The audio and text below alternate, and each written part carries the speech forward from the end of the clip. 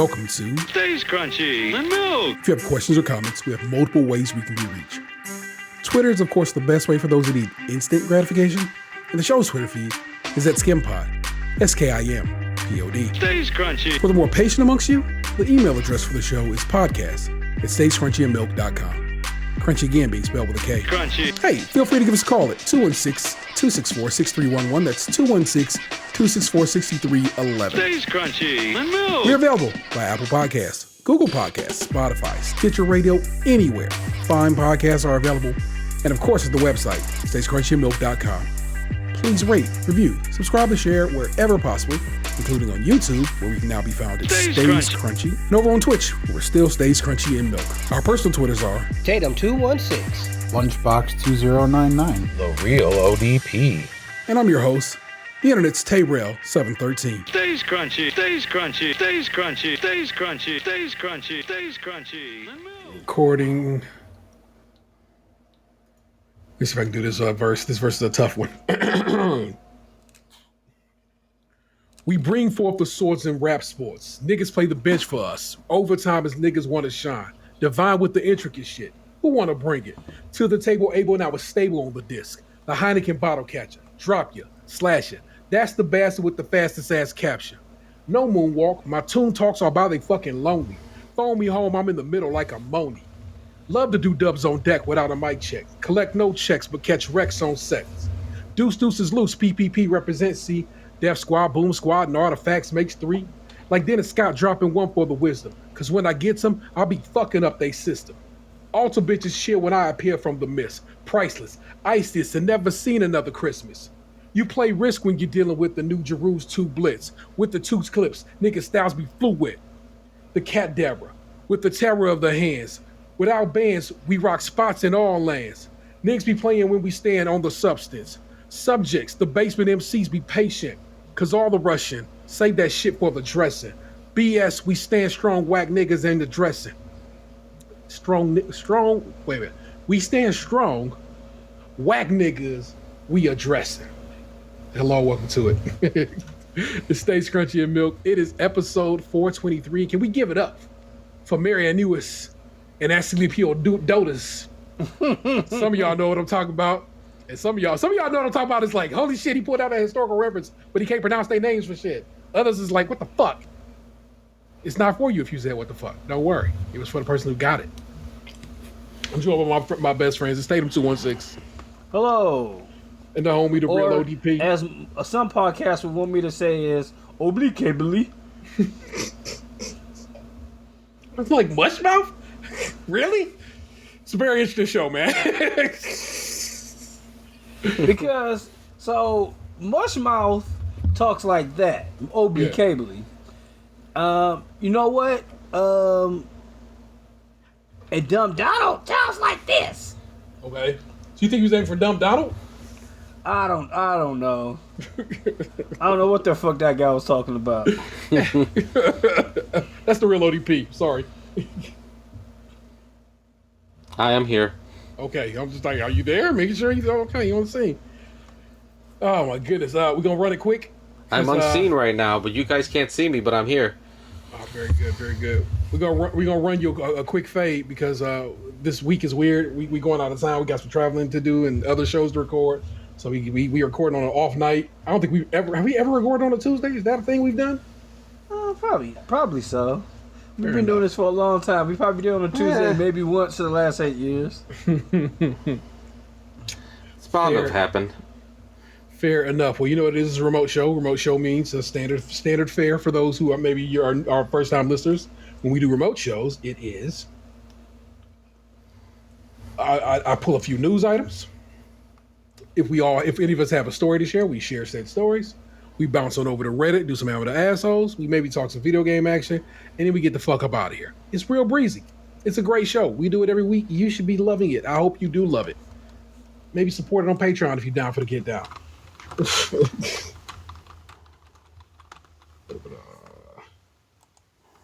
Oh, cool. Hey, and quite possibly down with the get down. Why not? Quite possibly Daniel might be jumping on this motherfucker. So there you go. That's hot. But well, shit, I don't want to start talking about this story. He put me on to this story. It'd be shitty to do this story without him. So I'm gonna skip a story, and then I'll go back to that other story because he put me on to it. So we're gonna start with a shitty story that bothered me and had me talking to had me having a conversation with my child the other day. This is from the Washington Post. A black couple says an appraiser lowballed them, so they whitewashed their home, and they say the value shot up. Oh, that's crazy. We were literally just talking about this. Hey, there you go. It's like it was a whole video to it. Yeah. Well, I mean, I got all that stuff, but I'm just going to do the story. This is Jonathan Edwards, as I said, over at the Washington Post. Paul Austin said he felt good as the appraiser roamed his North California home last year, taking off some of the $400,000 worth of improvements he and his wife had made to the property. The appraiser noted the new fireplace. Austin told a state reparations task force in October, mentioned a room they added and complimented the view from the deck. So Austin and his wife were shocked when the appraiser pegged the value of their Marin City home in San Francisco Bay Area at $995,000, far lower than previous appraisals. I don't know if y'all understand this, but the Bay area is wildly expensive for real estate because so many tech people live there. Nothing is selling that low. That was disrespectful, and they knew it. It was a slap in the face, Austin told KGO TV in February. Austin and his wife, Tanisha Tate Austin, decided to get another opinion 3 weeks later. They say in a lawsuit filed Thursday in federal court in San Francisco. This time they enlisted the help of their white friend Jan, who agreed to pretend to be a homeowner for a different appraiser. The lawsuit alleges that Austin whitewashed their house by removing their family photos and stripping away the walls of their African themed art.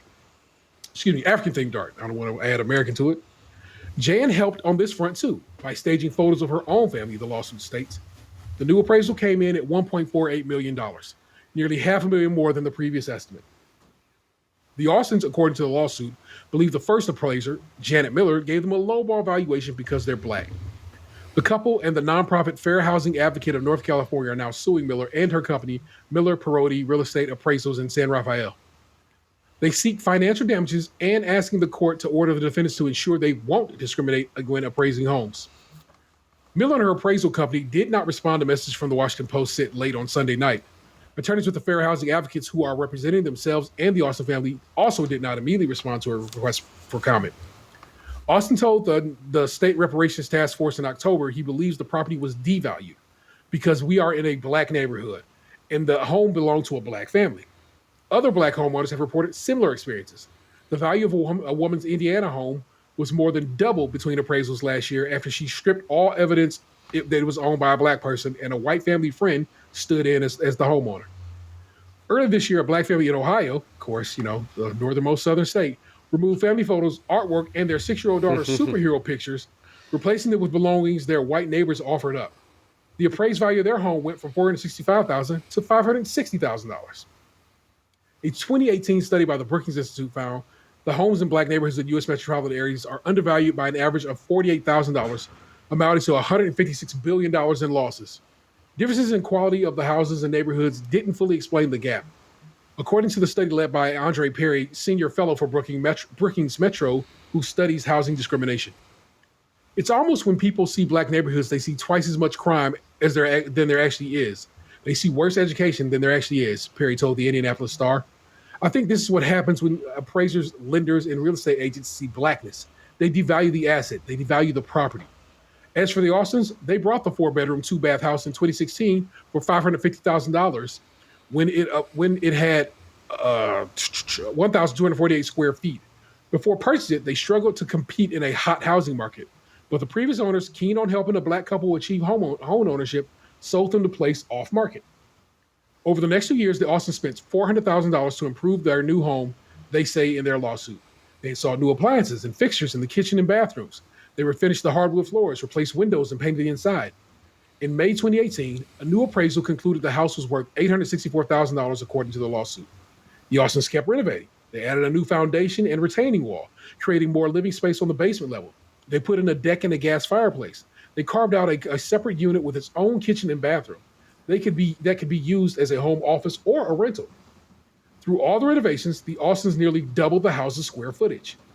It was work, but it was exciting, Austin told said in the KGO interview. In March 2019, the Austins, when applying to refinance their mortgage again, got another appraisal which pegged the house's value at $1.45 million. The lawsuit states rates keep dropping, so they decided to refinance again in early 2020, which led to Miller's appraisal. Austin told the panel on state reparations that Miller's alleged lowball valuation upset them. His grandparents migrated from the South to Marin City in the 1940s to working the shipyards in nearby Sausalito. They tried to move out, Austin said, but segregationist practice trapped them. Now, some 80 years later, Austin said he feels he's dealing with the vestiges of that racism. He hopes the lawsuit puts a stop to it. I do want to see a change, he told the panel, because I don't want to see my children have to deal with this. It's just wild. It's but it's not. You know what I'm saying? It's like shocking, but then of course not surprising at all. I mean, you could probably cut this out, but I remember my uncle used to fucking appraiser to get his houses to appraise for more. I mean, clearly your uncle was digging down rights. So let's put some respect on his name. Happy birthday, Uncle. That's the only thing I'm beeping out. Is my man's name. Right. This is a story that Boxer sent us The a house little might funny not be worth much, but appraise this dick. This dick worth $1 million. I mean, like I said, I don't even know what to tell you, bro. It's just like it's fucked up beyond belief. But also, this nation that. What's crazy is like that story is not new. I mean, correct. Of course, on more than one level. Yeah. Like that story is not new, and the story is not new. But like, so I'm glad they took the second step in suing that lady, because like before it was just like a not quite a puff piece, but a piece just saying like, look what's fucked up happened to the black people. I'm glad they took a second step because that shit is majorly fucked up. Yeah, for sure. And like I said, that's just it's just that schism. What am I supposed to do about it? Hot schism, come and get it. Kellogg's, oh man, I just ate Pop-Tarts and now I feel like an asshole because Kellogg's is still on strike and I shouldn't have bought them Pop-Tarts. Kellogg's is permanently replacing striking employees as workers reject new contract. So, fuck Kellogg's. And they disrespected their employees. So anyway, Box is going with scabs. Yeah, they really are. So look at those trash people at Kellogg's. Food that's supposed to make you not jack off. So, fuck Kellogg's all the way around anyway. Bar Kellogg's. In case y'all was wondering. It's not supposed to make you jack off. Cornflakes were invented by Mr. Kellogg as a deterrent for masturbation. Correct. They were giving people the wrong I wasn't aware of that. Man, it seemed like everybody who invented something back in the day was fucked up in some kind of way. Like the dude who invented Vaseline, straight up ate that shit every day. Did he believe petroleum jelly was gonna do something for him? Man, I don't know, but I bet you he had some smooth ass poops. I know that. Bro, he had a bunch of smooth everything. That's a wild one. Well, like I said, this next story, Box sent to us earlier. I'm not even going to respond. And I was like, it was funny, but also I was like, man, I need to look into this. So I pulled a story. This is from, of course, BBC World News. And of course, like I said, they don't give bylines. So actually, you know what? They got it from, I wonder if they got it from Reuters.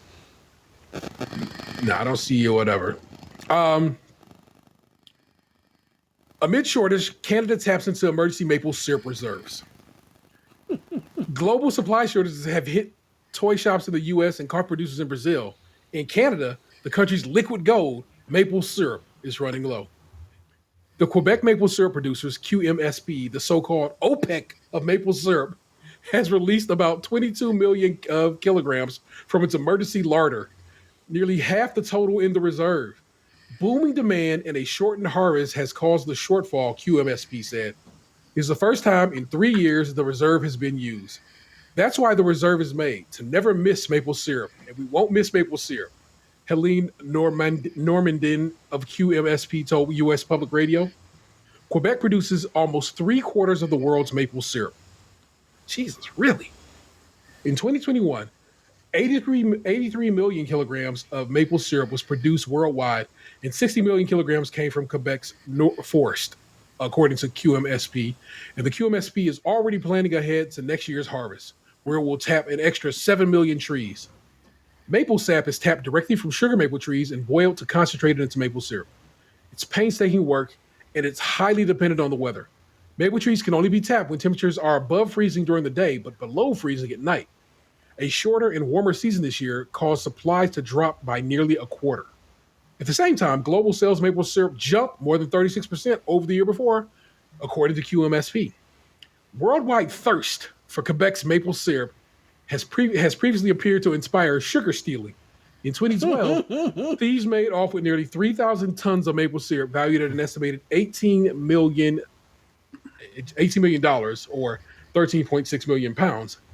2/3 of the stolen syrup was later recovered. So we have a What's funny is I know one of the I'm not gonna say it was because of the pandemic in one way, but one of the cheats for losing weight is maple syrup, cayenne pepper, and lemon juice. Yeah. So maybe after the pandemic, it's like, man, I need to lose weight. Let me get some of that maple syrup. Gotta do that. What's that called? The major cleanse, or whatever that shit's called. The master cleanse. Yeah. So America, of course, has a strategic oil reserve because we are a country that just runs on goddamn fossil fuels. But of course, Canada, Quebec in particular, would have a strategic maple syrup reserve because motherfuckers don't play up there. That's kind of dope that they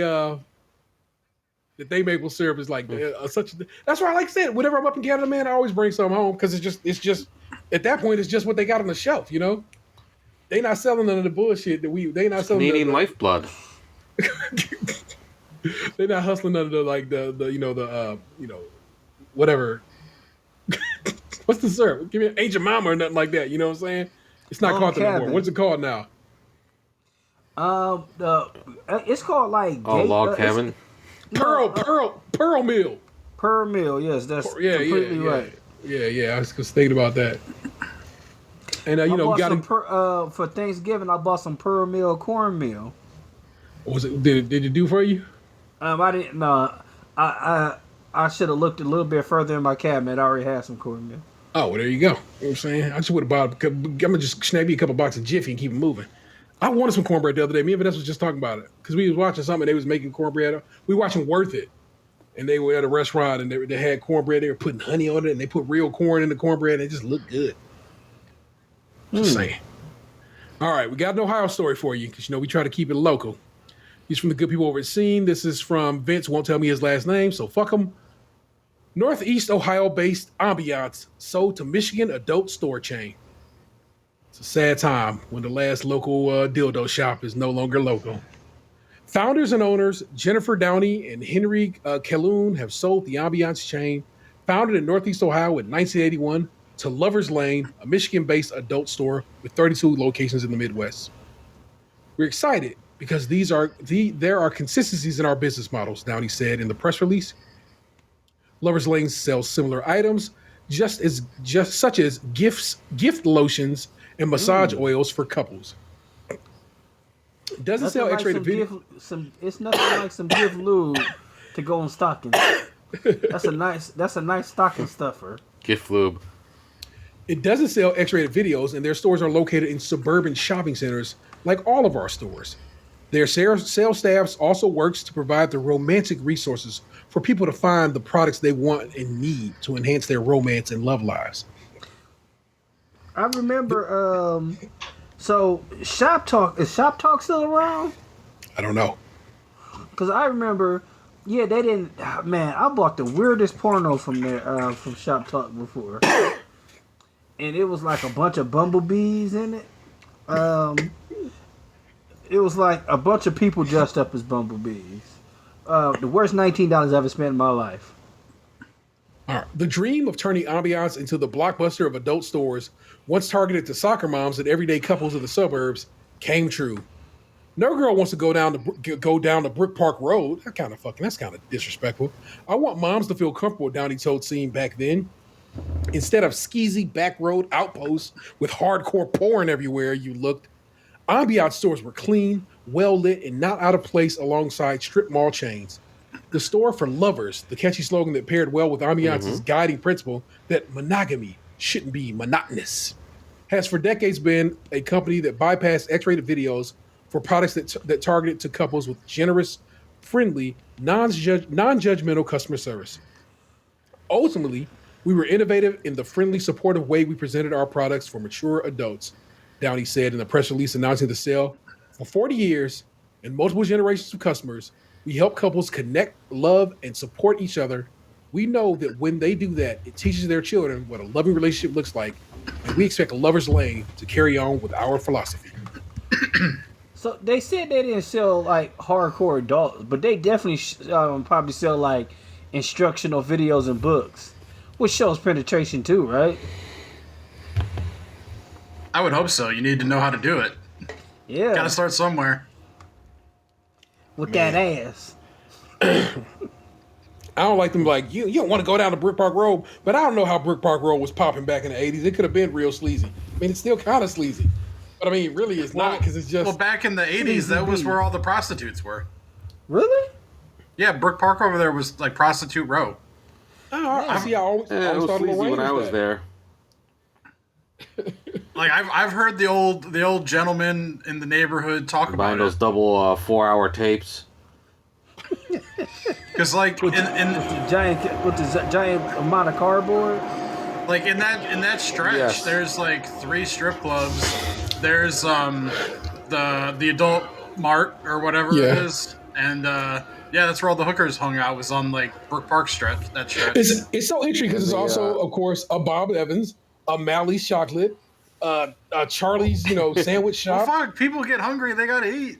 a cemetery. Chocolate is an Those were- aphrodisiac. A fair point that I have no I argument mean, for right can now. you imagine, like, picking up your evening company, going to get some chocolate covered strawberries from Mally's, and then going across the street to the motel, get you a big boy sandwich, whatever.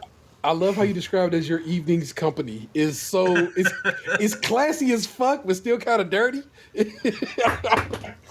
I do feel like hash browns is like the ultimate aphrodisiac. Especially if they're McDonald's hash browns.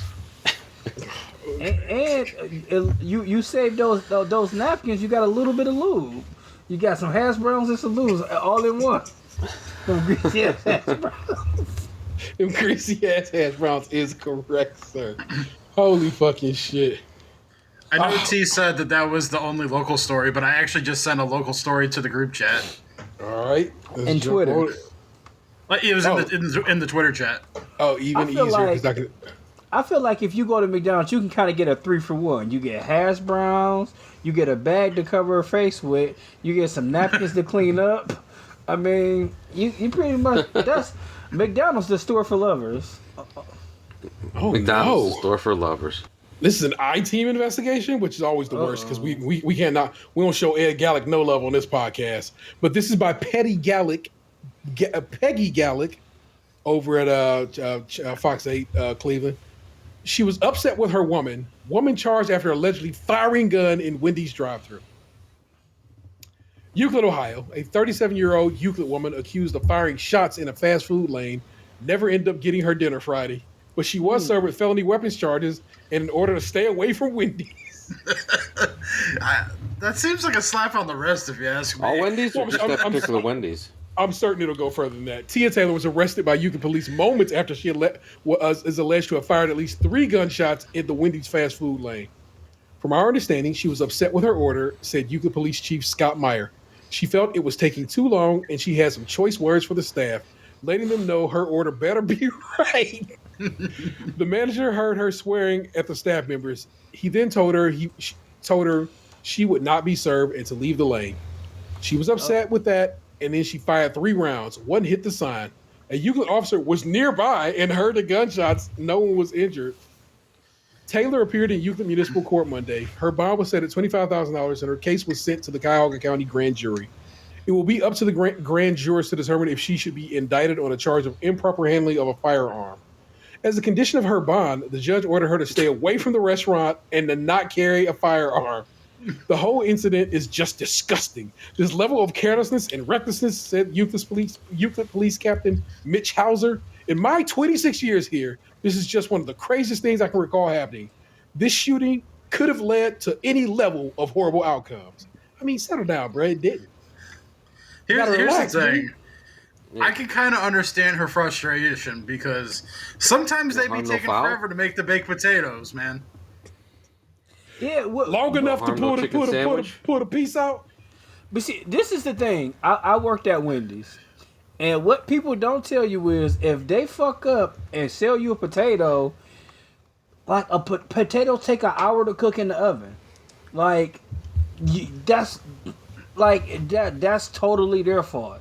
And then on top of that, a lot of those places have had this new rule about, we won't give you a refund.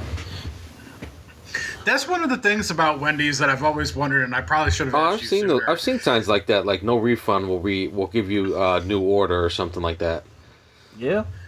Do they do any pre-prep with the potatoes to make them cook faster or anything like that?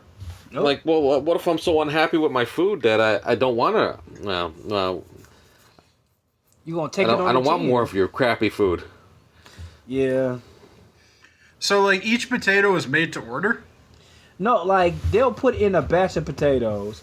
Like I said, they put them in a regular ass oven in the back of the store. They take an hour. Sometimes if you So it's like going to Subway and trying to get cookies. Like if they got them in the thing, you're good. If not, you'd be waiting. Yeah, it's literally an hour. Unless one time, this lady made a huge fuss, and we put them in the and every Wendy doesn't have this the bun microwave, and he put it in there for you got to keep on restarting it because it's only supposed to be 30 seconds. Oh God, yeah, that must have took it still must have took a stretch, Yeah, it takes about 9 minutes. Yeah. It's baby, I ain't got no baked potatoes today. I'm sorry. Or they're going to be, it's going to be a while. Because nobody probably ordered them hoes. It's probably, yes, I know. They should probably have them on the menu is what it is. I order them. Yeah. Sometimes that's the only reason to go to Wendy's. Yeah. I can't believe you just ain't baking your own potatoes. It seems to me that seems like you would do that. When you're out and about and you're craving a baked potato, it's not like you can pull up to Burger King and get a baked potato. You literally can only go to Wendy's. That's the only option. I don't believe I've ever been out and about and craved a baked potato. I have not lived that life. That is no disrespect to you and others like you. Just not me. It's really the only place that sells a baked potato on the go. And plus how Wendy's used to do is instead of getting French fries, you can have this lower fat option of having a baked potato. And just imagine I know how I am. If I start thinking about oh man, I'm gonna have me an oatmeal raisin cookie or something like that, and that shit, I get that feeling in my mouth of a fucking oatmeal raisin cookie, and I don't get to have one. I have my mouth all ready for hash. Yeah. And okay, so with French fries, you can get French fries anywhere. Tater tots, you can find a couple different places that sell tater tots. There's no other fast food baked potato out there. So Wendy's has the market on lock. So this lady pulled out her Glock. It was trying to handle business, man. And I know exactly where that Wendy's is, which is hilarious. Yeah. I think I know where that Wendy's is too, and I don't even be in them youth the streets like that. But that's just I think it's the only one. It's right on Lakeshore. Yeah. Hey. Funny enough, I think I know where that one is too. we all put out our guns there before. we all been out on Lakeshore, man. Everybody been out there. Sometimes you've been driving out there and you're just craving a potato, man. My nigga. I've never been that angry over fast food. That's all. I can't imagine. I gotta pull out a gun. Yeah, I kind of feel like some people, when you got a hammer, every solution looks like a nail. So I wouldn't go read the story. That's true. All right, I wouldn't go read the story, but it just happens to be about what we talking about next guns play. This is in the general Philadelphia region. Gerald Scott Ramos arrested for first-degree murder in Pottstown. Victim identified as 36-year-old Darius Waller of Pottstown, Norristown, PA, and this is from the police department, I think, or the DA's office released this. I'm not going to delve too deep into. I'm not going to reach this whole goddamn thing. What it is this man, Gerald Scott Ramos, said a Jeep sped past him, and he was so mad about it, he went in his house, attempted to calm down, could not calm down, so grabbed his piece, his legally held piece, he wanted to make that clear, and then went to the dude who was sitting in his Jeep and just put, I think, is it 9 shots in this motherfucker? 8 shots in him. Just, You said 8. Yeah. One short of 50 Cent. Well, I mean, he died. Unlike 50, who made it through. This man did not make it, and it's like Ant just said. When you got a hammer, everything's a nail. You know what I'm saying? It's just like Rod from the Blackout Tip said years ago. Every person that has sold a gun is basically sold. It's sold with the promise that you get to kill a motherfucker at some point. That's a paraphrasing. You know what I'm saying? Not an exact quote. And that's exactly what it is. This dude said he went to go calm down. It's like, bruh, clearly you didn't if my man was still sitting in his Jeep. In the time you said you went to go calm down and he sped past you in a way that made you scared he was going to hit you with his car. Also, I don't know if that's a reason enough to go shoot somebody. I know that it's not reason enough to shoot anybody. And well, we never know nowadays. Well, yeah, because Go ahead, man. Yeah, I was gonna say, like, you could have called the police in that time. Like, you were that upset and you feel that much in fear of your life, or you think you need to take your gun somewhere. You could have called the police. That's how I know that's not true. That's how I know the whole story is bullshit. But that's what that's the story he's gonna tell in court. That's the story that his defense attorney is going to feed to a jury that he has hand selected, and how this man will get away with having murdered a guy who was just sitting in his damn Jeep. Just trying to go home or go wherever he was going. Didn't even have to be home. Just wherever he was going. It's bullshit. I'm sure he could have took his pickup and rammed him. Yeah, he has been charged with first-degree murder, third-degree murder, and possessing an instrument of crime. I like that turn of phrase, an instrument of crime. The Commonwealth of Pennsylvania really has some interesting turns of phrase in their legal situation, right? But we're going to keep it rolling. I still enjoy Gabe's introductory album, Instrumental Rhyme he came out with. That was a great album.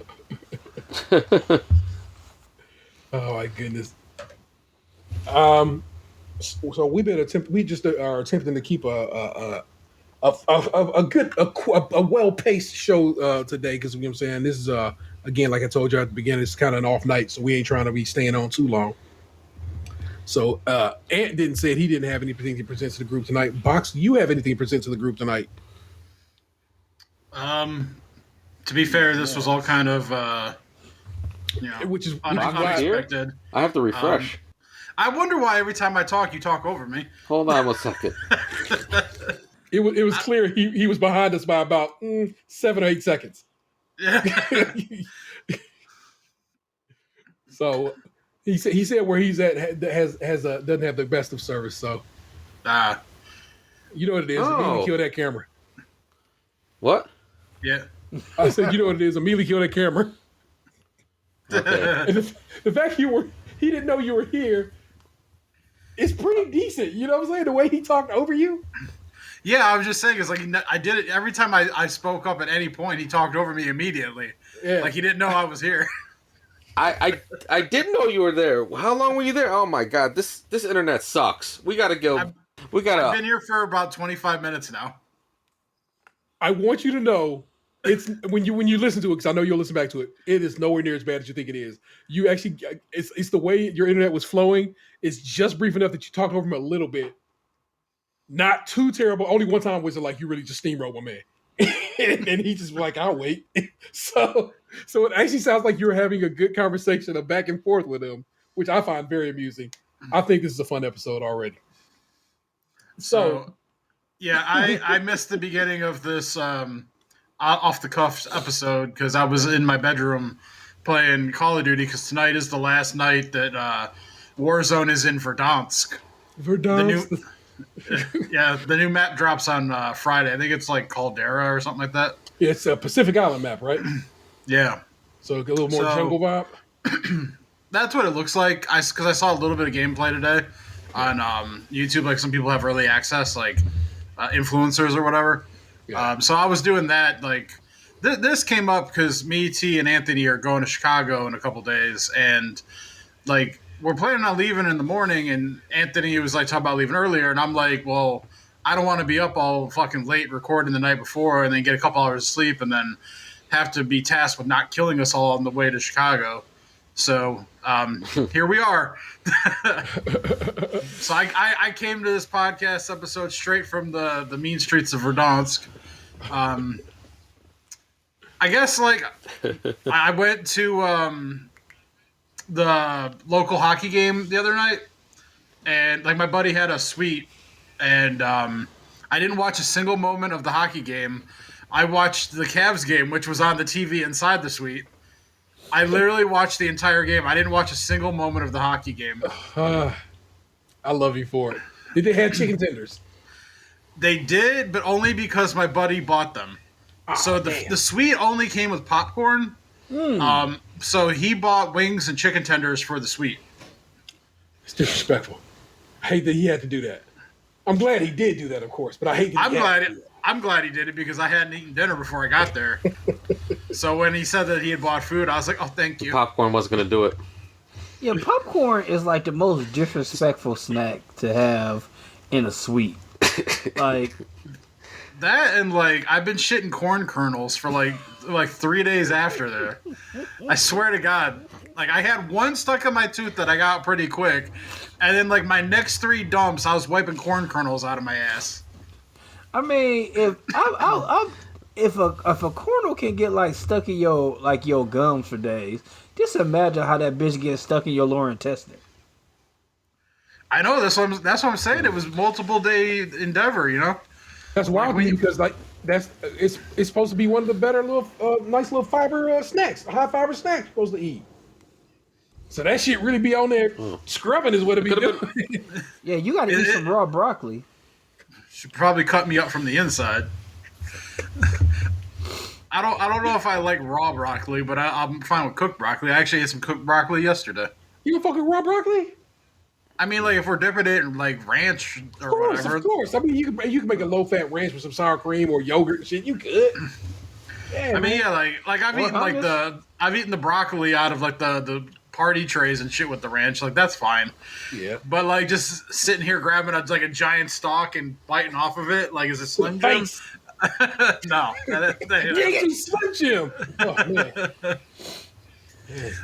So yeah, did that, and then so I had agreed to like every year, the last couple years, my buddy's done this like Funko Pop like Secret Santa gift exchange. And like I agreed to it because when like he had put up the event, he's like, "Oh, people could do it virtually if they can't make it, or you know, we'll figure out a way to exchange it, yada yada yada." So like in my mind, I went, "Oh, cool! I don't have to actually show up to anything, but I'll do the little exchange or whatever." So like 2 weeks ago, he pulled my name and told me I had his kid. So I was like, "All right, cool. Like I can work with that." Then I kind of forgot about it for a while. And then a couple days beforehand, I was playing Halo with him, and he's like, "Oh, you ready for the Christmas thing on Saturday?" And I was like, "What?" And he goes, "The Funko exchange." And I'm like, "Oh, yeah." I'm like, I'll get your kid something." He goes, "Yeah, the party is gonna be like starting around like 6." And I'm like, "What do you mean party?" And he goes, "Oh, people can come over." I'm like, "Oh shit, I didn't know that." He goes, "Well, you don't have to if you don't want to." And I go, "I like that you're not putting that commitment on me because I probably won't want to." So I gave the kid a Charmander Funko Pop that I had here at the house, and I sent that on its way with my buddy who, not the big one. I had a regular size one too. Okay. I still have the big one. Oh. So yeah, I sent that with my buddy who was going, and then my gift got brought back to me, and they actually like wrapped it. And the thing about it though was my buddy got home real late. Like he got home at like 2 something in the morning. I was already in bed, like laid down, about to fall asleep. And then the next day was football Sunday, and I spend like most Sunday mornings kind of lounging about in the room doing fantasy lineups and getting a couple things done before I get up and start watching football for the day. That's my typical Sunday morning routine during football season. So I got up like around almost the time of like first kickoff, like actually out of my room and like got food and was like getting ready for the day. And like I saw the Funko Pop wrapped up on the dining room table, but I didn't bother to like grab it and open it because I was like, I'd rather eat in that moment, you know, like I was hungry. So like in my group chat, my buddy goes, "Oh man, what Funko did you get?" And I go, "I don't know, man. I haven't opened it yet." So then, like the whole day goes by. I've done nothing productive but watch football. Like literally, like I have a million projects around this house right now that are in progress. Like my house right now is like a fucking hurricane hit it. There's some shit over there that needs to be put somewhere over there, and there's stuff all over this place that's not where it should be, or not where it will end up. And so, like, I could have been working on any of those things while having football on in the background because the Browns were on a bye. But no, instead, I just laid in my room and watched football all day relaxingly. And then, so in the evening time, he goes, "Oh, man, did you open that yet? They really wanted to know if you liked it, and I want to know what you got." And I'm going to be honest with you, buddy. I have not opened it, and I am very incapacitated right now, and I can't move to get up and get it even if I wanted to. So I did not open it on Sunday. Monday I had the day off, and I slept in a little bit, and then I got up and I opened it finally, and it was a FYE exclusive Venomized Doctor Doom. It actually looks pretty fucking sweet.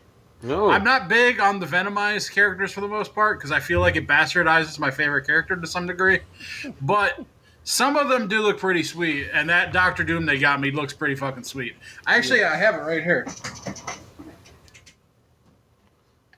I can't see anything, so I'll trust it looks nice. I like that. I fuck with Doctor Doom. It's got the big venom tongue and shit. No joke. Me and Vanessa saw that at FYE at Great Northern, and I was like, I should get that for box. But I was not sure of how you felt about venomized shit until just now when you explained yourself clearly. So I'm glad I didn't count that. You asked what you said, two of them motherfuckers.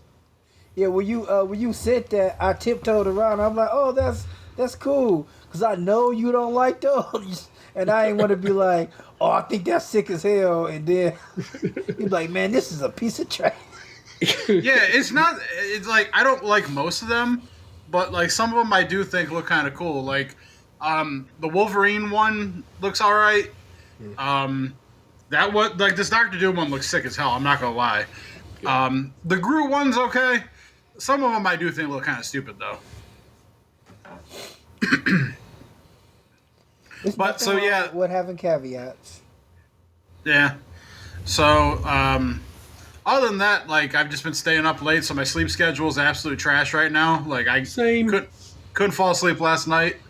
Got to get through to work tomorrow, and then I'm off for 5 days. Got my doctor's appointment coming up on Monday.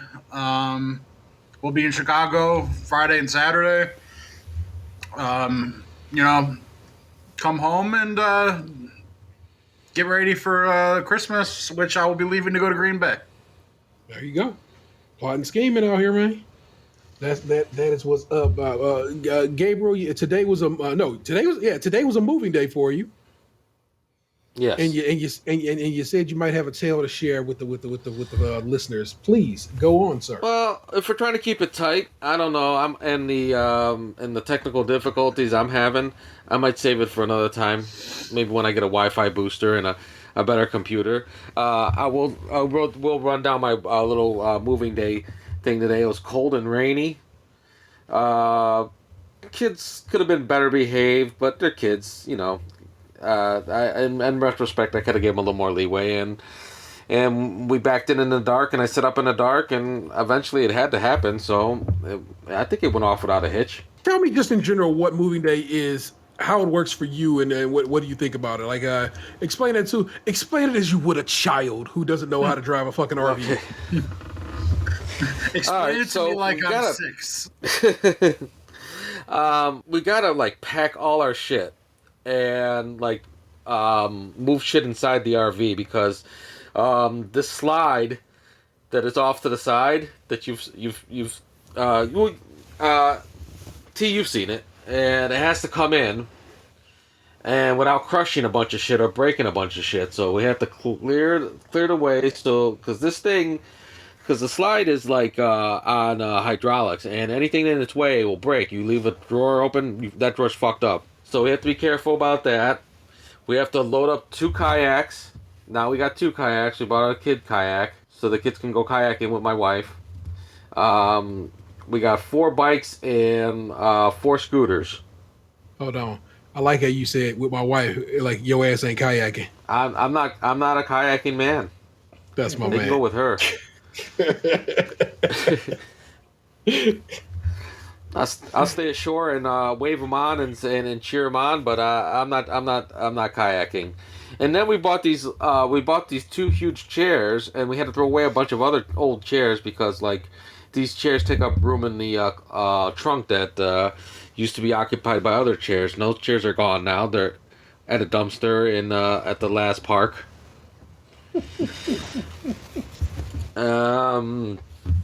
got to hitch up the rig, and we got to go through all the steps to make sure everything's all right because this is life and death shit here. I'm making hand motions. You can't see me. Well, yeah, someone can get seriously hurt, or like the hitch can come off. If you don't hitch it up right. I got to get the sway bars on. It's a whole routine. I probably should make a list just to like make sure I get through all of it, like the little things like putting pins back into place.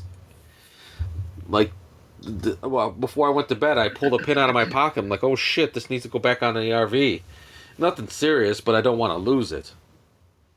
Where was the and I ran outside right away and pinned it up.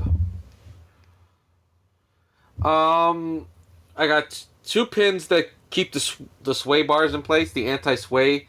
It's an anti-sway hitch. It's these 2 bars that like you gotta use a lot of force to get on.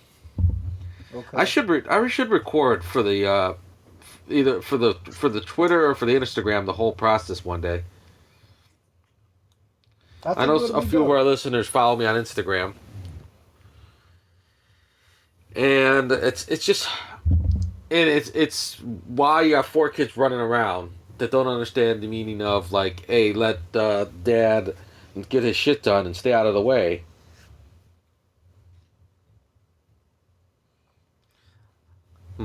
I'm not explaining this like I would explain a child because I'm using a lot more swear words than I should use for a child. Kids swear all the time. I agree with that. That is true. I did swear a lot when I was a kid. How old were you when you used to cuss? Oh, God. 8? 9? I tried to it's get about the same for me. I saw my first full frontal scene at 7 years old, so like I'm more advanced than my own children. I tried to get my grandmother used to let me watch like full frontal stuff because she's like, it's just a human body. You'll see it all someday. Well, someday was that day.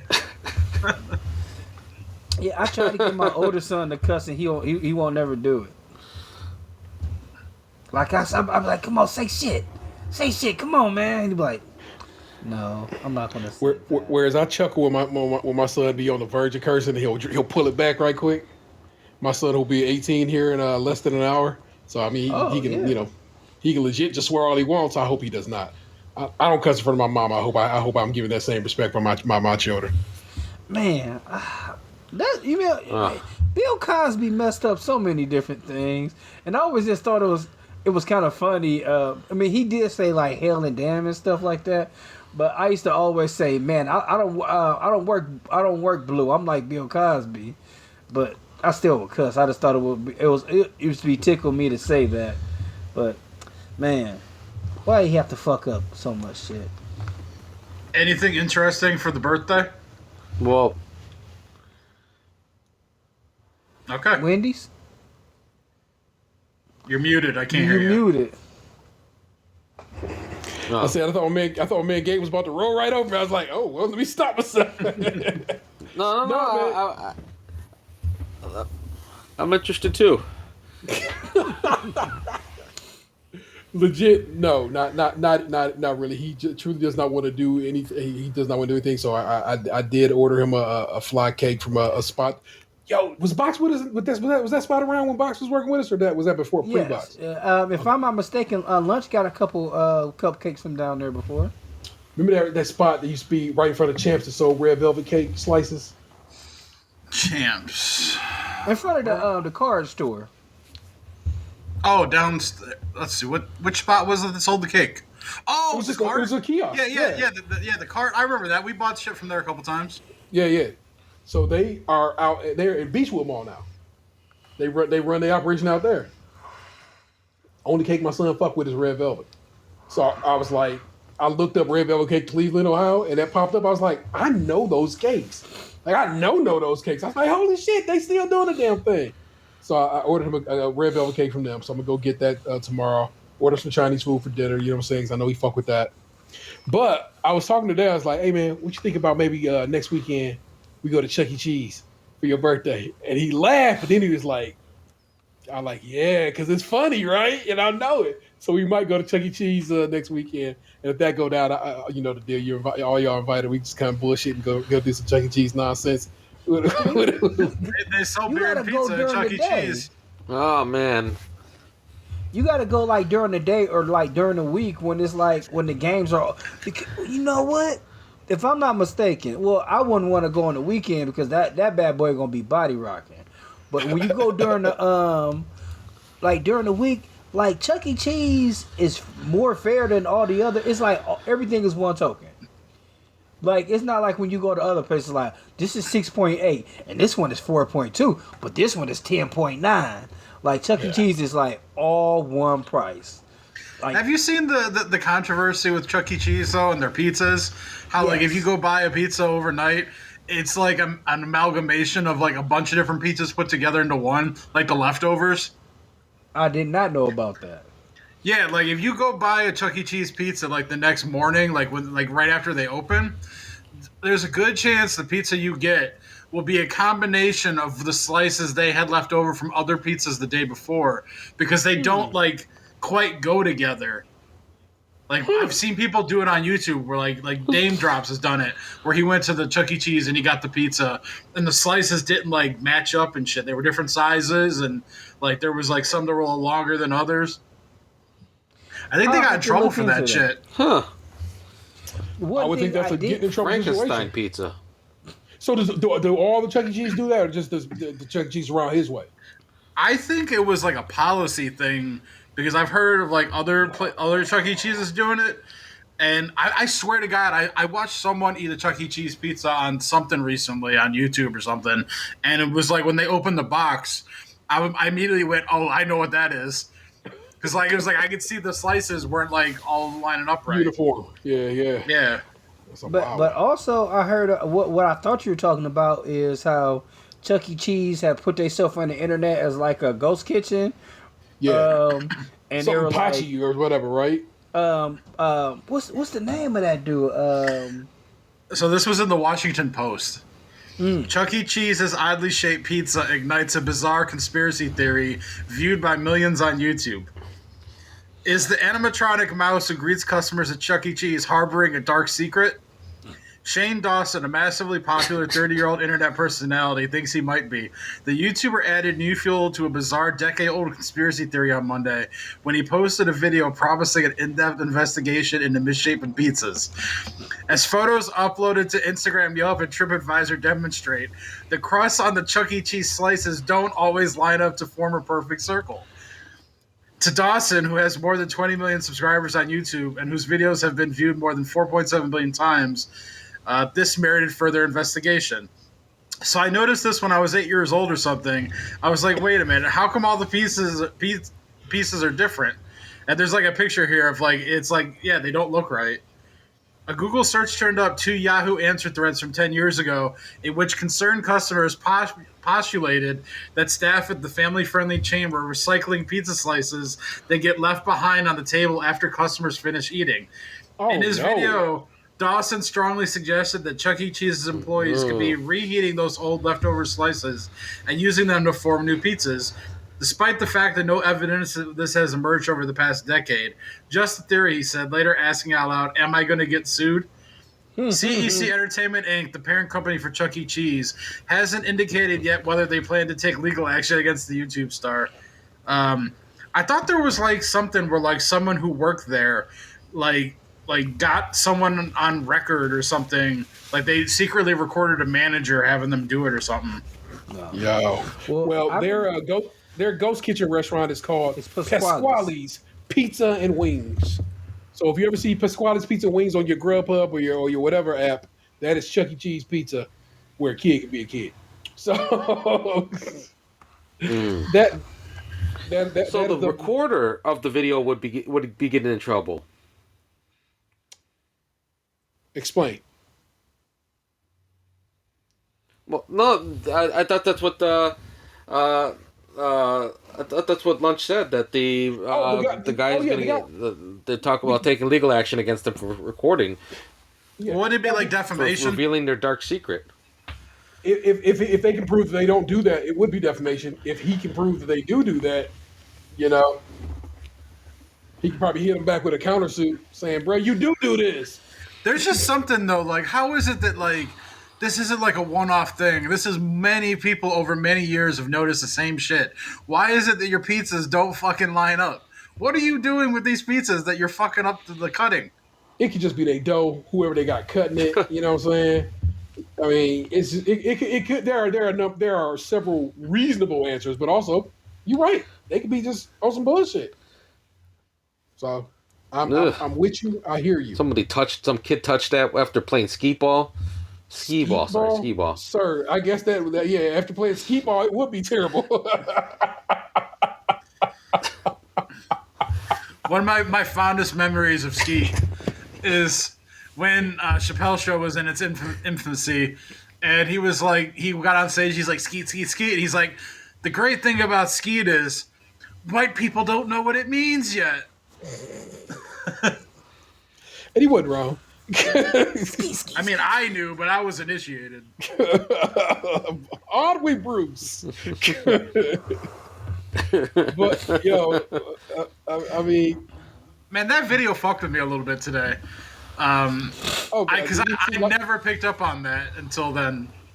What I'm inferring to those listening is there was a video today of the little clip from Dark Knight Rises where Bane's like talking to Bruce and he's doing the little speech. He's like, I didn't see the light until I was already a man, blah, blah, blah. And it was like the captions like talking, I think it was like a poster from Reddit was saying that like in that moment, Bane gives away the fact that he's not the kid who escaped the pit. But like, I didn't pick up on that. That shit came out like 12 years ago. First of all, don't just blah, blah, blah that shit.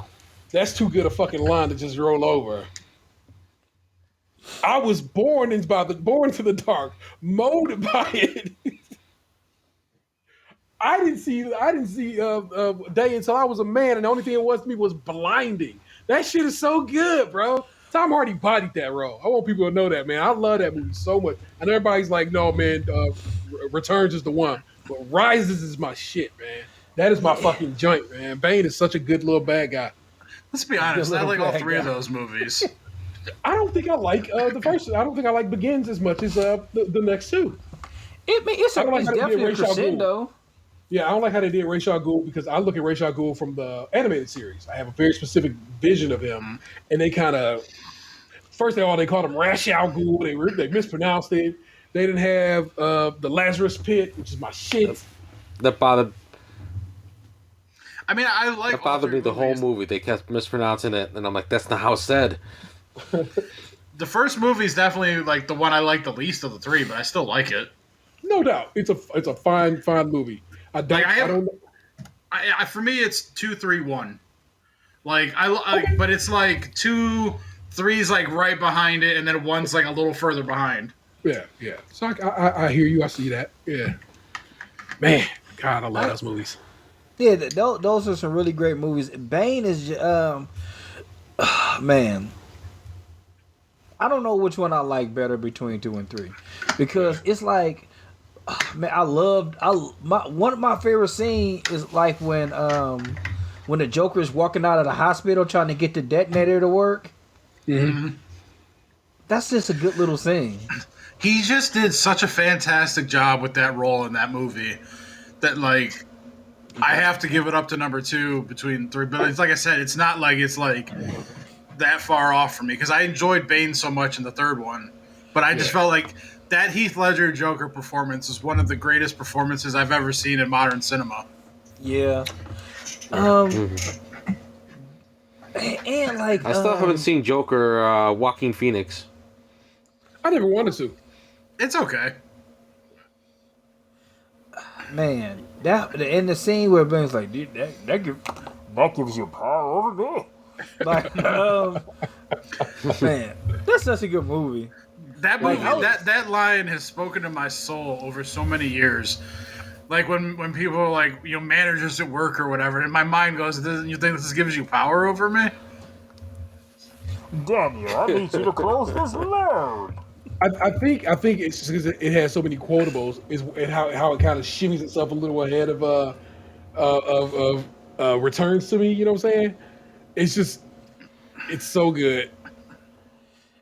The only thing that burns my britches about the second one is the way I love Michael Jai White, and that is the worst movie. They give him such bad lines in that movie. Yeah. Man, I love Michael Jai White. Y'all ever seen Blood and Bones before? I don't know that one. Man, get some of that shit in your life. That dude like shows up in all kinds of stuff, and he's just been trucking along for years. Because he was Spawn too, right? Yeah, he was Spawn. And then he was in role was Mike Tyson. He was in Arrow too, like a recurring villain character. Bronze Tiger. He was Bronze Tiger in Arrow. Yeah, that's it. Maybe I have to check out Arrow now.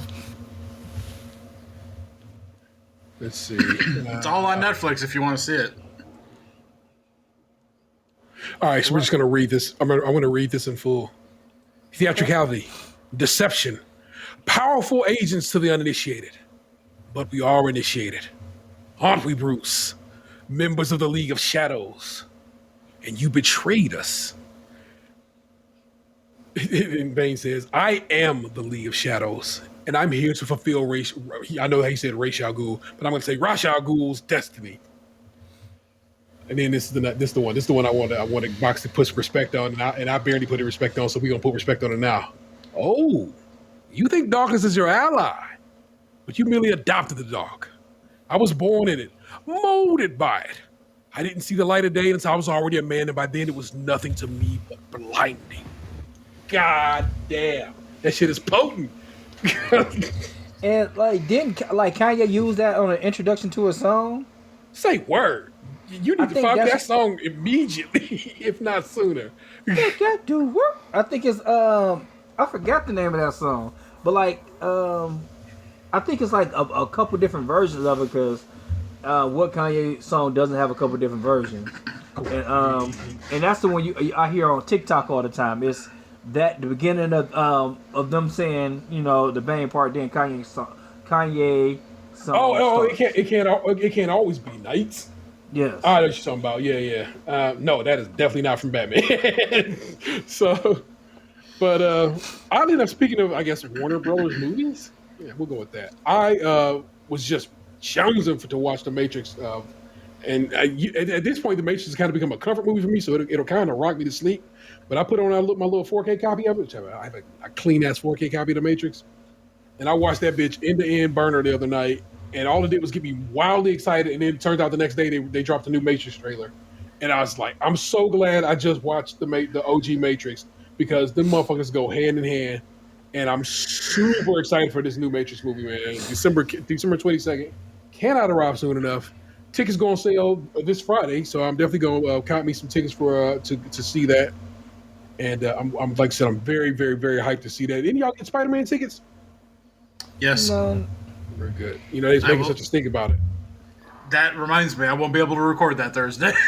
Well, so the reason, oddly enough, the reason we're recording now as opposed to just taking a week off because we're definitely going to end up recording again Friday, is because Ant has some time off of coming soon too, and so worry not, this will put us ahead by a week, so we should be able to just roll with no issues going. Oh, forward. good. Yeah. So we're good. So for you, the listener, you just learn some behind the scenes information. But you know what time it is, man. We're saying we just keep it row boating along, and we usually head directly to the mean streets of Reddit and ask the question of the asshole. But I found a story earlier today that I sent the fellas, and just we were laughing about it. And Gabe was like, "You got to read that story." So we're not gonna call this news because this is just an advice column situation. But I'm gonna read you this shit, and it's a wild one. And it's very much in the vein of Am of the Assholes. And then, of course, we'll do some Am of the Assholes. So don't worry. You're not going to be shorted some Am of the Assholes. But this is from USA Today. Morgan Absher, who I guess was their health and wellness advice columnist. And the headline. My boyfriend refuses to divorce his ex unless I pay for it. Is this relationship worth saving? And I mean, let's just ask the question: is this guy the asshole? Should we guess what the answer is going to be before? I don't know. It's actually this person actually managed to write 1, 2, 3 paragraphs about this. So I'm not mad. I'm impressed that they did that. I am a 39-year-old female, and my boyfriend is a 33-year-old male. A 6-year difference. We have been together for 5 years. There are a few things I can't handle and have voiced my opinion on, but I get called crazy or just get ignored. Communication for us has been minimal for the past 2 years or so. That's not your boyfriend at that point. This is not you think you dating somebody. He is not. He does not. 2 years of no communication. He's fucking somebody. She's dating somebody. Sheesh. He is. Oh shit! Hold on, I clicked off. He is still married to his ex. While he has promised divorce, he refuses to get one now unless I pay for it. This man just won't break up with this person, so he's trying to do dumb shit to force them away. And like this was his last ditch effort, and instead of it actually working, this person is over here considering this shit, and they should not. He and I are intimate 3 times a month, and only when he wants to. Oh. He doesn't compliment or acknowledge any of my social media posts or things I send directly to him, like racy pictures. What has recently made me upset, and is my last straw, which should have been 3 straws ago, is that he decided he wanted to take time off for his birthday. I am not mad that he wants to go and do something alone for his birthday. I'm more upset that he didn't ask if I was doing anything for him, which I always do. And I didn't ask if I wanted to go. I'm mad that he can take time off for his own birthday, but can't take time off for my birthday or our anniversary. You don't have an anniversary, baby. This is not what you think it is. The past 2 years, he has done nothing for both my birthday or anniversary. Am I wrong for being mad? Tell me this is not a perfect am I the asshole? Answer. This is more like, am I delusional? Correct. Answer. Am I not that I'm a... Oh, go ahead. Go ahead and do it. No, I would say this is not am I the asshole. This is am I the dumbass. Would I be a dumbass? Answer. You're not wrong for being mad, but my real question is, why are you staying with a partner that isn't meeting any of your basic relationship needs? There's a popular saying, if he wants to, he will. Is that a popular saying? Yeah, sure. Your boyfriend doesn't even seem to be trying.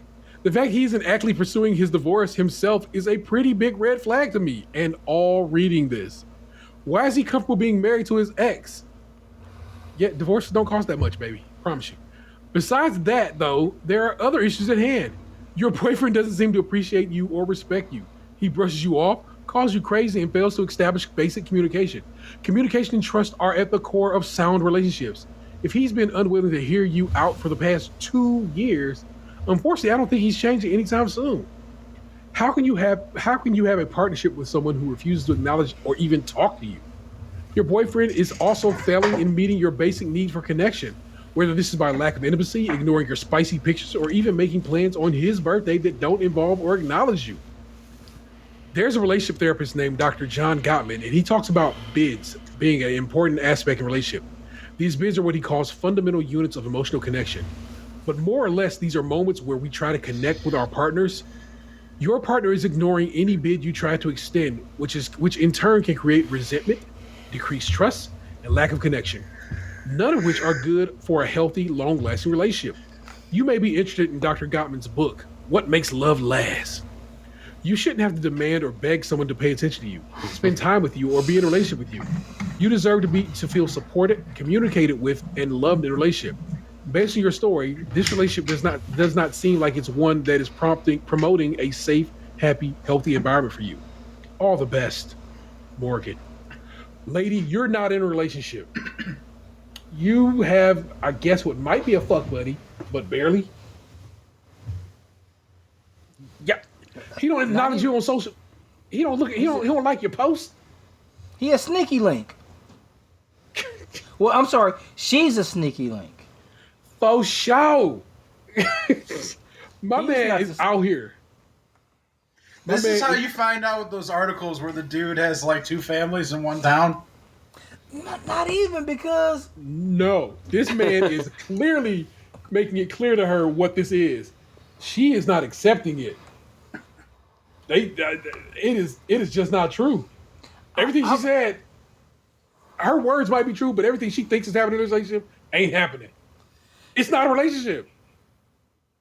It's relationship in the most basic definition of it.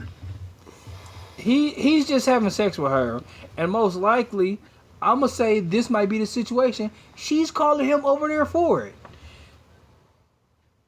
For sure. She is. Even though she said only when he hit it up though. Maybe this is like one of those situations where someone's on a date and they don't realize it. Oh, here I am. I hit something and I went away. Oh, okay. Hey, let's not get personal here. What'd you say? I'm sorry, I didn't hear what you said. Oh, I said this may be one of those situations where someone was on a date and they didn't realize it. So, yeah, that's probably what's happening. Like, he probably doing his best to stay away from her. Do we lose Ant? Because I lost Ant on my computer. Yes, but he's back now. Like, he probably doing his best to stay away from her. I'm gonna have to refresh. This is poor quality. Sorry, I'm gonna have to fix a few things. And she calling him like, "Hey, I haven't heard from you in a while." Because what she say, like, how's the wife? She said he hit her up for the booty though. Okay. Now, does he still live with the wife? That was not in that story. He's simply not divorced from his ex, which meaning not divorced, not his ex either. Just want to point that out to everybody. Like I said, these things are factually inaccurate. Yeah, he's her sneaky link, or it's not a relationship. But I know that. I just know that like being in that kind of situation is hard because, man, those be the chicks that lay it all out there. Obviously, if she is taking time to write a fucking article about it, she don't laid it all out there, all of it out there. Yeah, and I'm sure if we knew her first name, we could find her on X videos. So like I said, that story so fit the very Emma the Asshole kind of vibe that it spoke to Gabe, and he was like, "Yo, we got to get down with that." And I'm like, "Cool, man." So I definitely added that to the cipher to read. I sent that story to my group chat after you had sent it to put in our group chat. Yeah, and one person read it and was like, "Am I wrong for being very angry right now?" Like there was actual like emotion that came out of people who read that in the group chat today. I hope they was mad at her. Truly, I do, because I'm like, that's the problem in this situation. It seems to be she is the issue here, not that. I'm like, that man has made it real clear where he stands in this situation, and that is not with her. I kind of feel like in most situations, and I'm not saying like he's faultless, but I'm saying like in most situations, men are to blame right away for that when it should be a fucking equal thing. For Like, sure. like both of y'all need to get y'all shit together and get out of this. And man, somebody got to have courage in these kind of situations. Yeah. He got to have courage to be like, oh man, that her shit good, but I got to stop it. And she got to say his shit good, but I got to stop it. Yeah. Both of y'all need to nut up and go to Stop nutting up. Ambiance and buy some solo projects. Oh shit, man. It's a wild bear. I have a selection of Am I the Assholes, from these Reddit streets. This reminds me of like one of those Am I the Assholes that we did a while back, where like the girlfriend was living with the boyfriend, but then like the ex-husband was still coming around and buying her shit, and yes, she was walking around the apartment naked or some shit, and yeah, it's weird how people is like okay with that kind of shit. You know what I'm saying? Not for me. All right, we're gonna run it down the line. Am I the asshole for telling my aunt to flash those tits for a family group photo? Oh wow. kind of pervy, maybe. Am I the asshole for telling my best friend's secret after he made a sexist and insulting comment? Am I the asshole for telling my husband I don't want what he's planning on getting me for Christmas? Am I the asshole for telling my wife she ruined Christmas? Am I the asshole for feeding my toddler extremely spicy food? I just watched a video of a toddler eating fucking flaming hot Cheetos like yesterday. There you go. Am I the asshole for refusing to put on my top while I was sunbathing in front of my friends? Am I the asshole for breaking my promise to my husband and letting others meet our newborn before him? Damn. Yeah, it's real fucked up. That what I was like, you are on some nonsense. And am I the asshole for not bringing my wife to son's wedding? Must be a remarried situation. One hopes. But yeah, but I guess maybe not. Like, maybe it's like a gay wedding and the wife, like the mom, isn't for it, so she's protesting. I mean, like I said, we have several here. That could be one of your choices. I feel like there's better choices though. Like the aunt flash your tits one, like that one feels as pervy. But maybe it's aunt by marriage, so maybe it is like, like X videos worthy. Ooh. So I've seen a few of those aunt videos on X videos. Just going with that one. We'll start with that one. He's just joking unless she was going to do it. Is this person the asshole? I'm gonna go no. I'm gonna go with no. I'm gonna go with yes, because doing it in a family photo is kind of out of the line. Per Reddit, not the asshole. Let's try to find out why. I'm the asshole for telling my aunt to flash those tits for a group family photo. Excuse me, for a family group photo. Flash those tits is in quotations. Okay, so first, this is a throwaway account, writing on a cell phone. English is my first language also.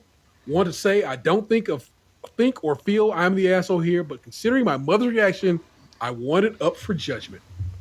So background first, I am what you can call fat. Working on it, but still a long way to go.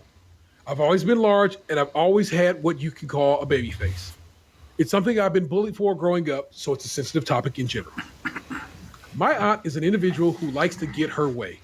If she doesn't, she will push until it goes her way. She also is the kind of person who likes jokes on others' expenses, but never her own. If someone would joke about her, she will be sulky or tell them off. I am not fond of her due to being a target of her many jokes, quote jokes, over the years, mainly for being big. Now to the event. We were celebrating my grandmother's birthday this weekend. Everyone vaccinated. DW. I don't know what DW stands for. Vaccinated down with. I don't know. And all my cousins, not her children, uncles, aunts, and their spouses were there. My aunt was hosting. Everyone except my sister, who was just last week, who just had a baby last week. Okay, she had an infection and with RS virus and COVID. I don't even know what none. He is right. English is the second language, and I'm trying to kind of work around it. She was still in the hospital and could not attend, which is a shame because my nephew was the first great grandchild. But nothing you can do about it right now. So it was decided we would send her a copy of our yearly family photo. When we were setting up the shoot, my aunt said she was planning something.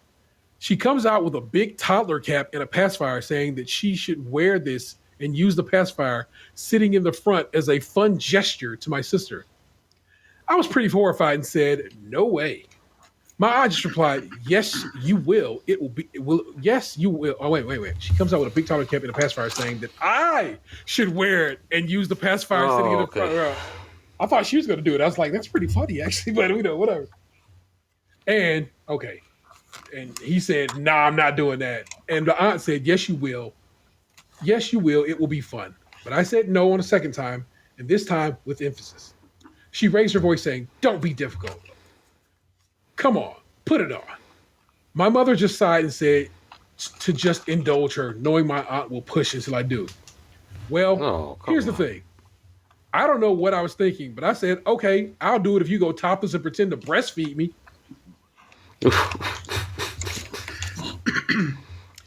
Everyone went quiet. My aunt's eyes went wide and she just said, "Excuse me," in a very offended tone. I followed up with a, "Come on, flash those tits," and all hell broke loose. My cousins giggling. My mother and aunt stood choking with their mouths open. My aunt's husband shouted, "What the fuck did you just say to my wife? Get the fuck out of my house." Incredible. More than happy to comply, I took my car keys and left, accidentally leaving my parents to a $60 cab bill since I was their Lyft. When my mom and dad came home, when my mom and dad came home, my mom was furious and said she'd never been more embarrassed and I needed to apologize, which I just shook my head saying, "I won't. She deserved it, in my opinion. She grounded me, not that she can since I'm 18 plus, and has not spoken to me since. My aunt also kicked me out of our WhatsApp group and Facebook group, so I need outside perspective on things. So there you have it. Am I the asshole for telling my aunt to flash her tits? Nah, I'm good with it. We have read so many of these, and this might be the finest "Am I the Asshole" I have ever read, ever. And no, sir, you are not an asshole. Sometimes you got to check the bitch at the door, and this is what this was this go around, and it had to be done. That was very enjoyable. That is a burner. Here we have a glow. We got a glow in the dark box, so we got to read it. This has 11, 7, a lot of fucking bling on it. Bro, from the title, I was certain I would have the opposite verdict, but not the asshole. And also, F you for getting soda up my nose. However, if it's brought up again by your mom, you need to quite calmly tell her, "My aunt has been bullying and abusing me for multiple years in a way I find offensive, and I have asked her to stop. She didn't, and the only option I feel I have is to be offensive as her, and I find her offensive to me, and I'm disappointed that you find her longtime harassment of me acceptable. But a single turnabout from me that offends her one time isn't the end of the world. Do not get angry. Just act really disappointed in your mother if she brings it up again. Make her realize she needs to make a choice." And to be clear, OP, I think any person who can see that you reached a reasonable breaking point, but the thing that really sticks out is your mother telling you to indulge her and just get over it. This kind of seems like your mother has given up dealing with an insufferable sister while your exact words are a bit embarrassing to everyone involved. If your mom or anyone really wants to confront you about it, you just need to point out, "Hey, I've told her that I'm not cool with the mean-spirited teasing, and I have no reason to put up with it any longer." Plus, I wanted to suck on them titties. Whatever. He might have. He might have. Again, the remaining of the assholes are Emma the asshole for telling my best friend's secret after he made sexist and insulting comments. Emma the asshole for telling my husband I don't want what he planned on getting me for Christmas. Emma the asshole for telling my wife she ruined Christmas. Emma the asshole for feeding my toddler extremely spicy food. Emma the asshole for refusing to put a top on while I sunbathed in front of my friends. Emma the asshole for breaking a promise to my husband and letting others meet our newborn before him. Am the asshole for not bringing my wife to son's wedding. I kind of want to hear the am I the asshole for not wanting my husband's gift? Right. Boom. Am I the asshole for telling my husband I don't want what he's planning on getting me for Christmas? Typically, my husband asks me what I want for Christmas and then gets me something completely opposite or anything I actually want. I like gifts that he's gotten me. I like the gifts that he's gotten me, and I'm not ungrateful, but just always tend to feel like there's no thought behind them. This year, he's been talking about how nice it would be for us to have another. How nice it would be for us to have another PS4, so he could always have someone to play his games with, especially Diablo 2, which he just got and has been complaining that he can't seem to find anyone to play with him.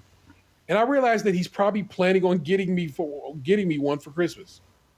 It's not that I'd be ungrateful that he got me a PS4 for Christmas, because I could watch shows through it instead of a laptop. But I don't care about watch shows on the laptop. I've asked for money, a tattoo gift card, because I've had a couple of designs I've been wanting for a few years now. I feel like a jerk because he looked really disappointed when I told him I hope he isn't planning on getting me a PS4 because I really don't want it.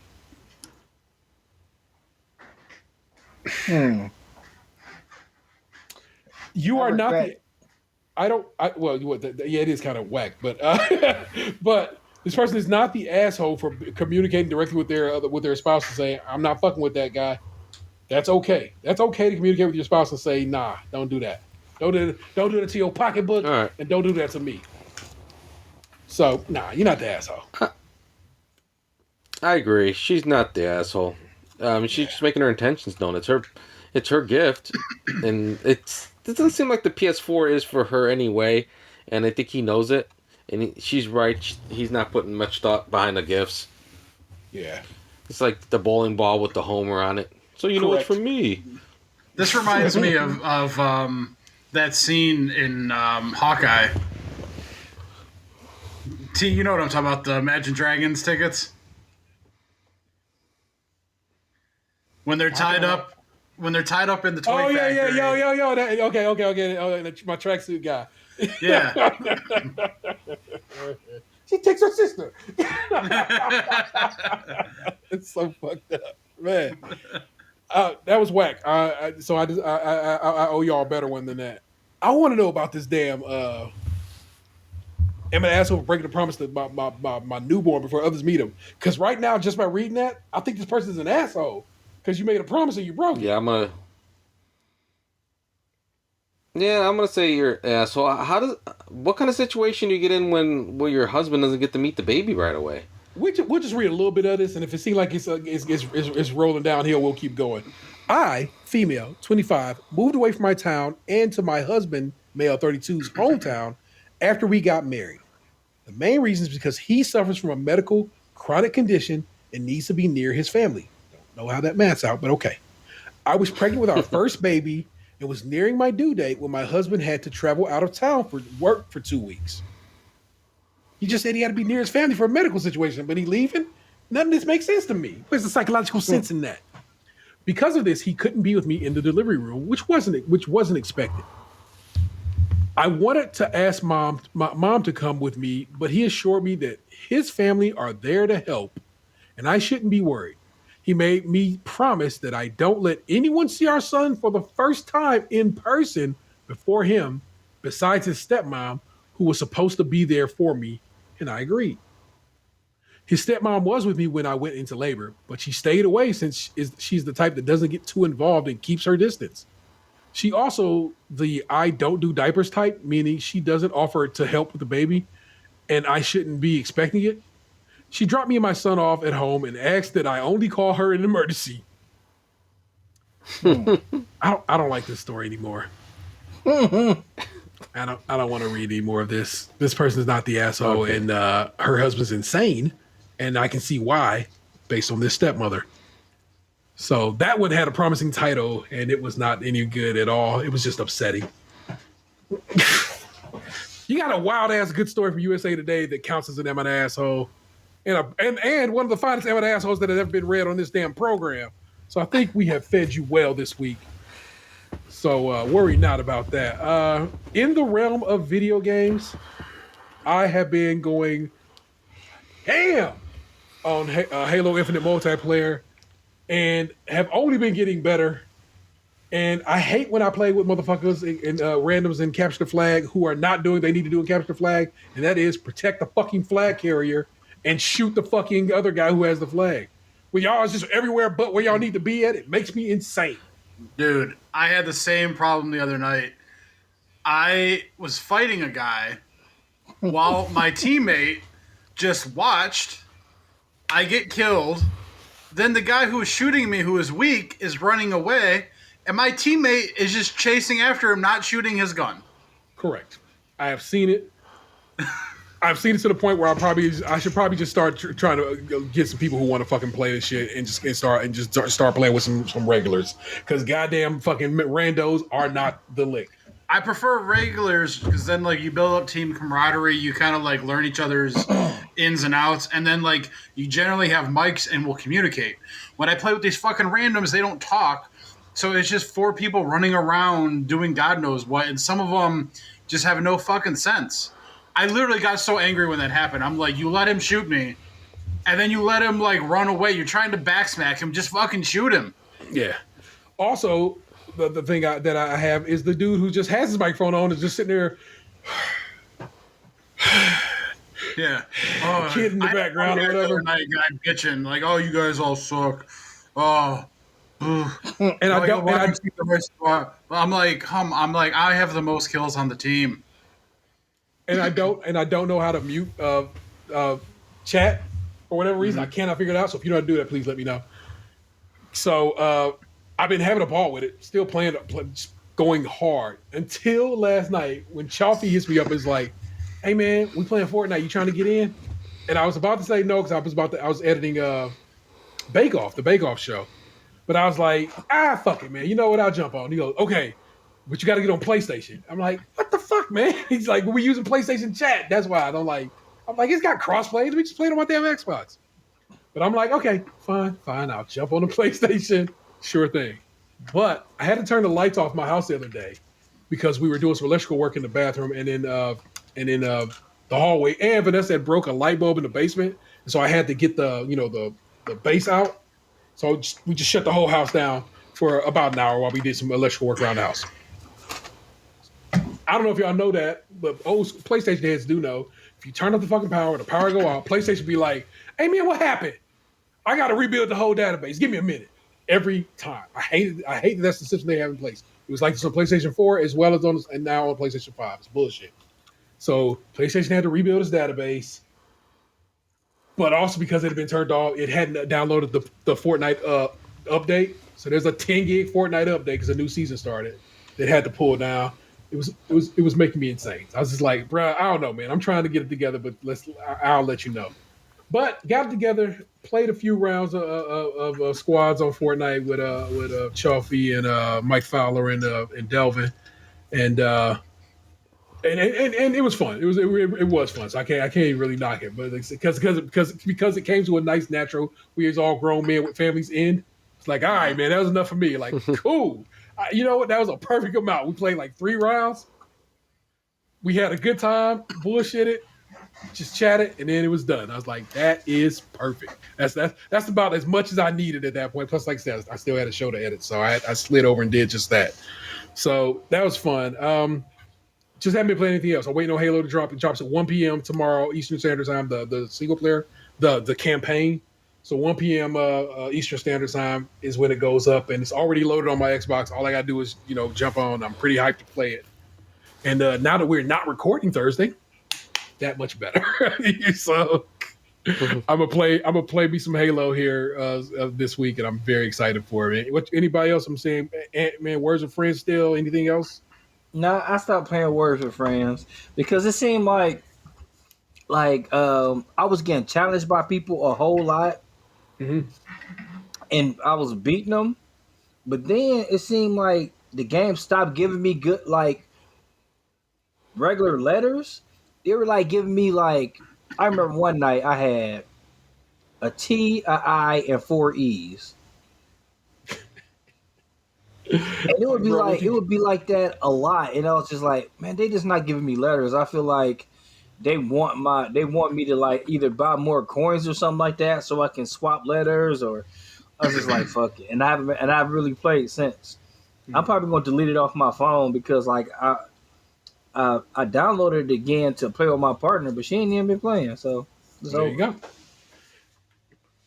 Oh, Daniel, I know you've been in these Halo streets, but also these Call of Duty streets. Apparently, anything else grab the controller heart? Nope. Tonight was I hadn't played Call of Duty in probably 2 weeks. Yeah, I'm playing Halo. I played Halo for 6 hours by myself on Saturday night. Nice. With just randoms. I'm all about Halo. I love that they have a rank system. Mm-hmm. I would very much like a regular squad, but I'm all about Halo.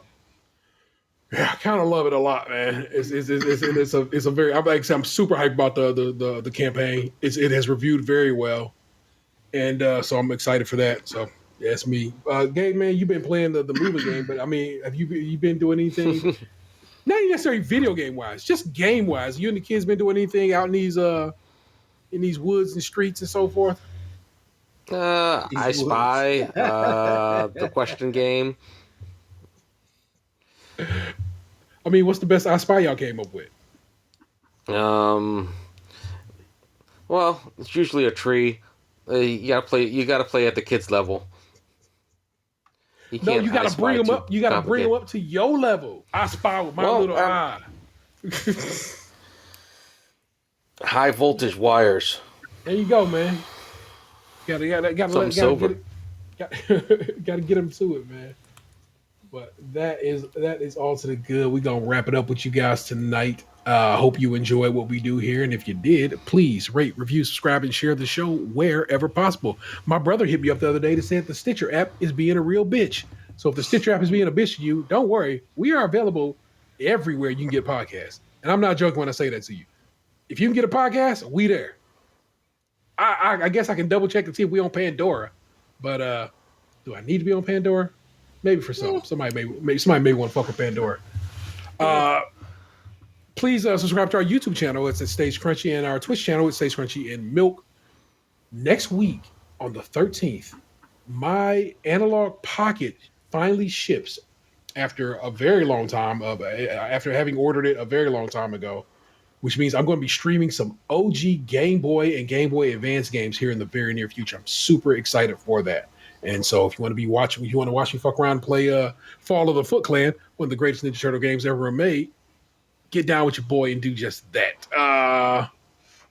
If you want to support the show financially and have a few bucks tossed our way, Patreon member, please join us over on Patreon, where members at the $5 and above tier get extra content each month and early access to new shows. I just finished editing the Christmas We Tried before we got on tonight, before I hopped in the bath. So that is already rip-roaring and ready to go. And so I'm hyped about that. We also have merch available over on tpublic.com/user/StaysCrunchyandMilk, all one word. And they always have sales going, especially right now. It's like left and right. Sales. So take advantage. Go buy a shirt or anything else for that matter. Feel free to give us a call at 216-264-6311. That is 216-264-6311. We would certainly love to hear from you. That is Tatum 216. That's right, buddy. Slushbox 2099. Accurate statement. That is the real. Let me Alabama's own the real ODP. Come on, flash those tits. Oh, you're my sister. I am the Entertainer 713. You've just been podcast 2, and I know you loved it. Peace. Hey, what happened to you? You used to be beautiful.